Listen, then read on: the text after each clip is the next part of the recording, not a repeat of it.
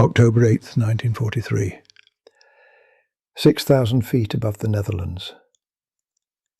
The sky was a madhouse of smoke and traces.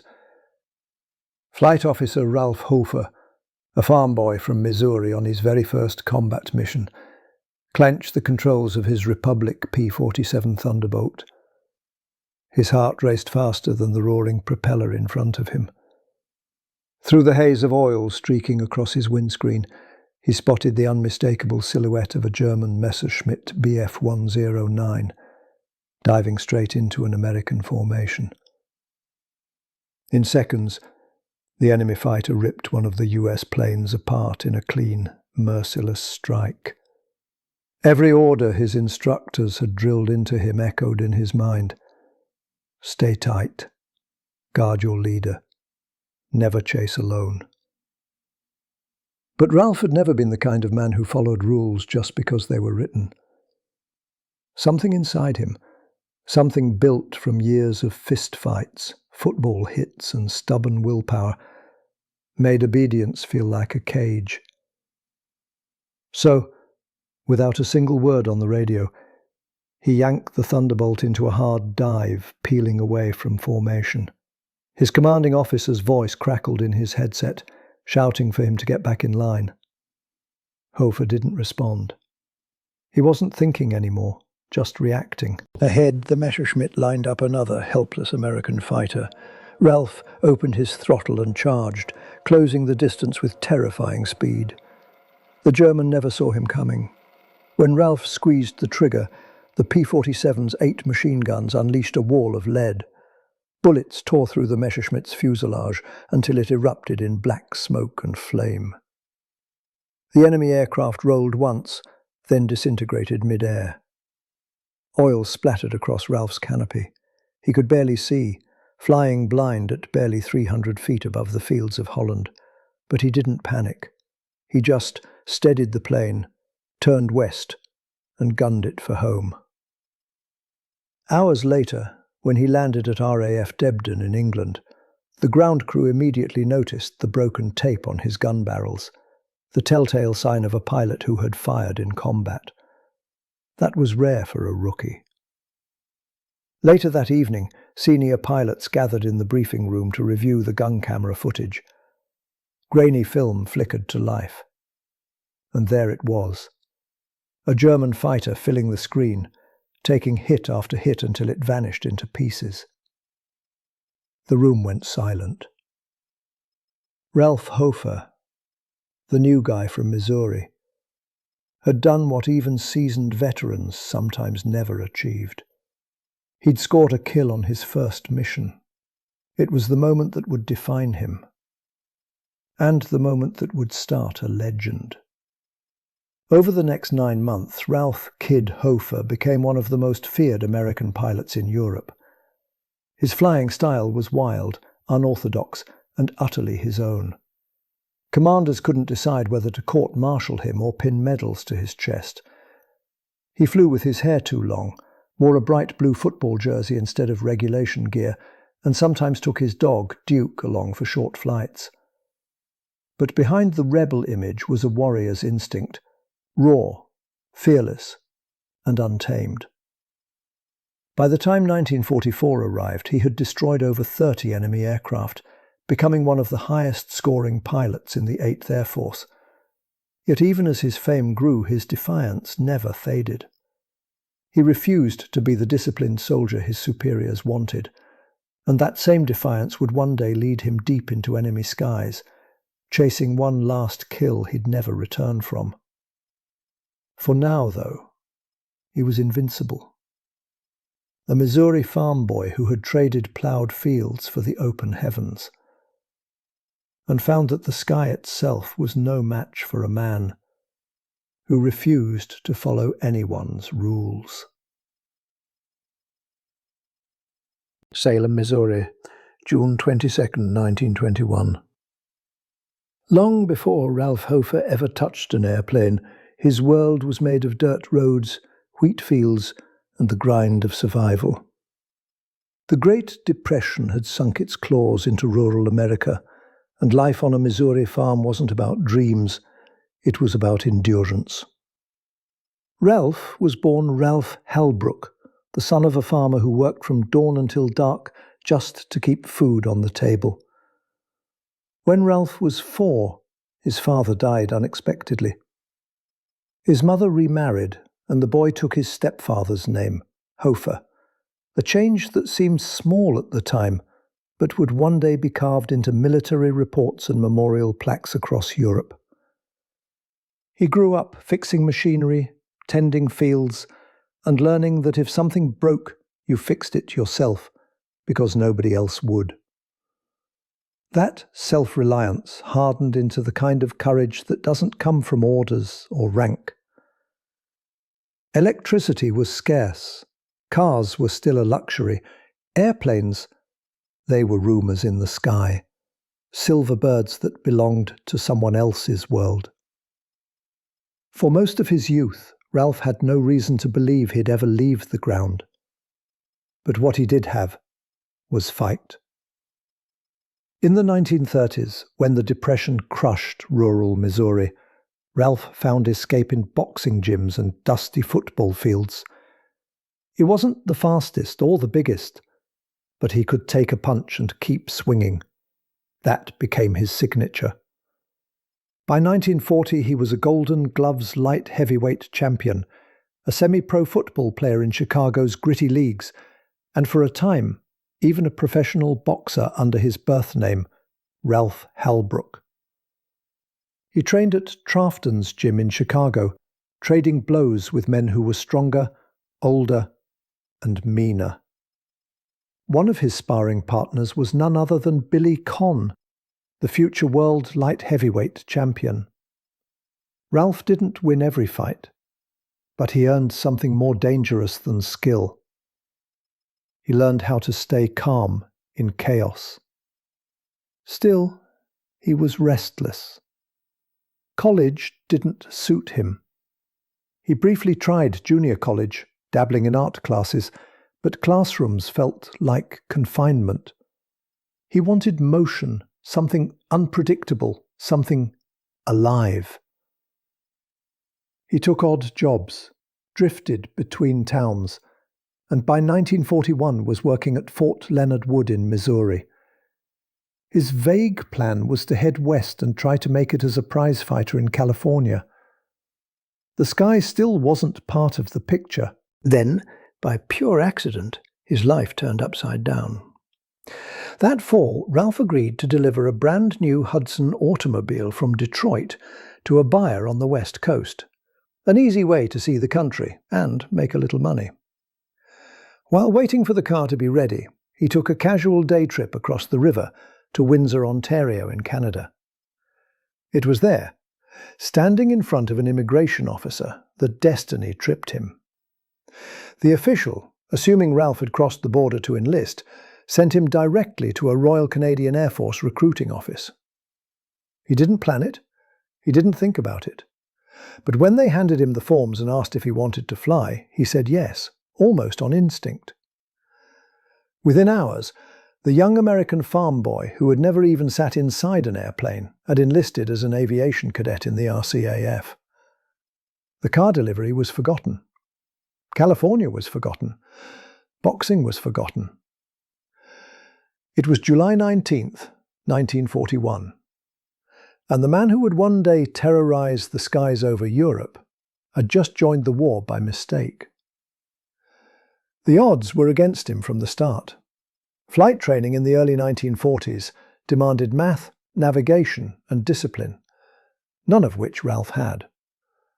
But somehow, through stubborn willpower and brute coordination, he made it. He learned to fly. He passed gunnery school. A year later, Sergeant Pilot Hofer arrived in Britain. The war raged across Europe, and yet Ralph spent months stuck in training squadrons, itching for real combat. He'd look at the sky and feel cheated, watching other men fight while he sat grounded. Then, in June 1943, opportunity knocked again. The United States had joined the war, and the US Army Air Forces were accepting transfers from Americans already serving in Canada's Air Force. Hofer's hours in the cockpit qualified him instantly. He signed the papers. His rank changed from sergeant to flight officer. And suddenly, he wasn't just another frustrated trainee. He was bound for the front lines. Before long, he'd be assigned to the legendary 4th Fighter Group, the most aggressive, most independent, and most decorated American air unit in Europe. And there, the restless fighter from Missouri would finally meet his element. Not the ring, not the football field, but the sky, where instinct mattered more than rules, and courage meant everything. England, 1943. The skies above war-torn Europe were a brutal proving ground. Every pilot who arrived at RAF Debden, home of the US 4th Fighter Group, knew that half the men who took off in the morning might never come back by nightfall. But when Flight Officer Ralph Hofer showed up, nobody could have guessed the legend that was about to unfold. He didn't look like a soldier. He looked like a rebel who'd wandered into a war. His hair was too long, his smile too confident, and instead of the standard issue olive drab flight gear, he often wore a bright blue football jersey under his flight jacket, the same one he used to wear on the field back in Chicago. He brought along his dog, Duke, a scruffy mutt that followed him everywhere, even onto the flight line. Other pilots polished their boots and saluted perfectly. Ralph just grinned. The British ground crews quickly gave him a nickname, the Wild One. And they weren't wrong. From the moment he climbed into his P-47 Thunderbolt, it was clear he didn't play by anyone's rulebook. He flew low, fast, and reckless, hugging treetops so close that his wingtips almost scraped the leaves. He broke formation when instinct told him to chase an enemy, and sometimes that meant diving alone into a sky filled with German fighters. The thing was, it worked. Hofer's first mission in October 1943 set the tone for everything that followed. The 4th Fighter Group was escorting bombers over occupied France when a formation of Messerschmitt Bf 109s appeared out of the clouds. Hofer saw them first. Before his flight leader could issue an order, Hofer peeled off and attacked. It was a bold, reckless move. But seconds later, one of the 109s exploded in mid-air. His first kill, on his first combat mission. The base commander chewed him out when he got back for breaking formation, but his squadmates secretly admired him. Pilots like Don Gentile and John Godfrey, legends in their own right, saw in Hofer a raw, untamed kind of skill, the kind that couldn't be taught, only felt. He had no fear of death, and that made him dangerous. Over the next months, the man from Missouri became a myth in the skies. He strafed trains, factories and enemy airfields with deadly precision. His P-47, later replaced by a P-51 Mustang named Salem Representative, was often seen returning to base with bullet holes in the fuselage and oil streaking across the canopy. He'd land, climb out, light a cigarette, and smile as if he'd just gone joyriding instead of fighting for his life. The ground crews swore he had 9 lives. Even his superiors couldn't stay mad for long. Despite his insubordination, Hofer's kill count soared, both in the air and on the ground. He was the kind of pilot commanders wanted to discipline, but couldn't afford to lose. Hofer may be a headache, one officer supposedly said, but he's our headache, and the Germans hate him more than we ever could. By early 1944, his legend had spread across the 8th Air Force.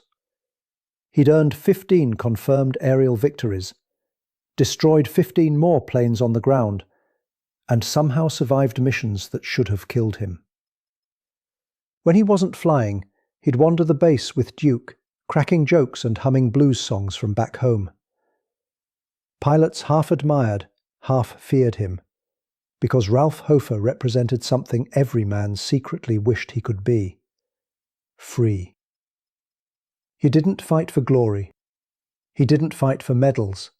He fought because the sky made sense to him.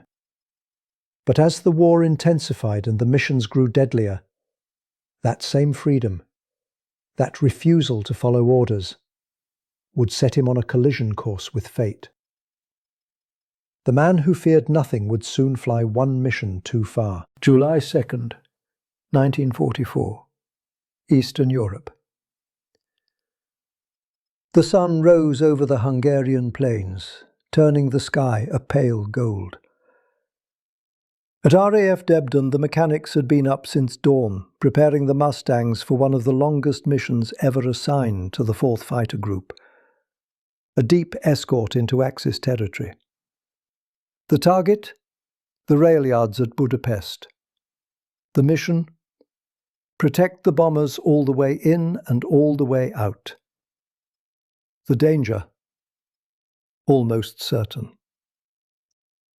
Flight Officer Ralph K. Hofer, now one of the most feared American aces in Europe, was restless. He'd been grounded just days earlier for ignoring orders during another mission, chasing enemy aircraft too far from his formation. But Hofer didn't know how to sit still. The sky called to him like an addiction. So when the orders came down, he was back in the cockpit of his P-51 Mustang, Salem representative, blue jersey under his flight suit, cigarette between his teeth, Duke watching from the runway. "Let's give 'em hell," he muttered, pulling his canopy shut. The formation took off over England, climbed through the clouds and crossed the Channel. Hours later they reached enemy airspace. German radar picked them up almost immediately, and soon the sky was alive with flak and fighters. Messerschmitts and Focke-Wulfs rose in waves to intercept the bombers. For the 4th Fighter Group it was chaos. Radio chatter filled the air. "Bogies at 2 o'clock! Watch your 6! Break left!" And then Hofer saw them. A cluster of enemy fighters streaking low over the Hungarian countryside. Instinct took over. Orders faded into noise. He nosed down, broke formation, and went after them alone. Witnesses reported seeing Hofer's Mustang diving fast, impossibly fast, chasing German planes at treetop level. He was far off course, miles from his group, moving deeper and deeper into Axis territory. Down below, Hungarian villagers watched as a lone silver aircraft screamed across the fields, guns blazing.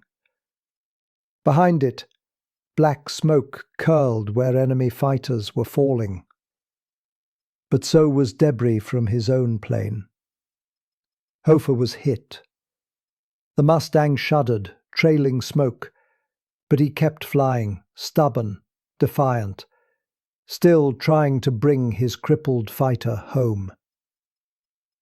He vanished behind a ridge near Pécs, Hungary.